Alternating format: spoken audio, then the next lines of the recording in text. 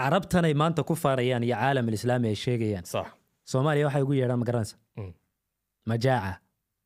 oo macnaheedu yahay gaajo marka waxa isku soo dudubo wax allaale wixii sumcad xumadaas oo dhan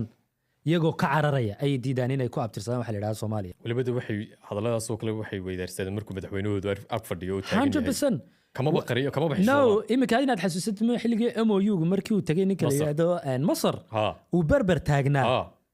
intuu saaw eegay buu yiri ummadayda Masar waxaan u sheegay ku cibra qaata kan halkan taagan hadda wallah yani dadkan damiir inaanay lahayn صح waxa kaaga barqaatay intuu saaw eegay buu yiri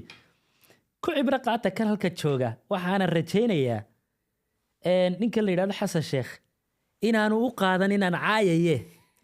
واقعهم بانو مدى تابسينيا إلا نكني وديكتاتور موقتها ما قرأ وحاس يهمني أقول رسالة للمصريين سامحني إن أنا حستفيد بده مش عارف الكلام ده ممكن يزعل أخويا فخامة الرئيس ولكن أنا بقوله للمصريين تتلو حيري سيدو دوك لها النقانينا صح تتكني واحد يكونوا اليهين وحكا ير $5 بليون الصومال دخلت في مشكلة سنة 91 ومن 91 لغاية النهاردة استمرت مشاكل وتحديات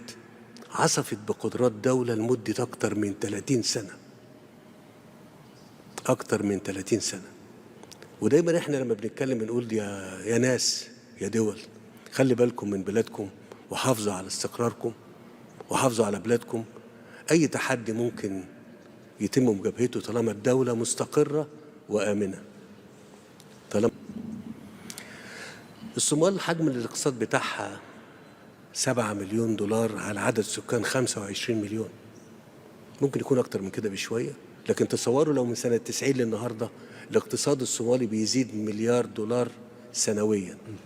كان زمان رقمها اقتصاديا كام دلوقتي كل ده مقدرات راحت على شعب الصومال وتبدأ من جديد تبني وتعيد وتعمر فالكلام ده للمصريين كينو تاجي شكرا dadkaas way dadka rabeelay inagina wacdiyaan maanta صح carabtana miciinka ka dhiganayaan oo carabta tusaale u soo qaataan wax kasto adduunyada fashilaba inay iyaga ka dhigtaan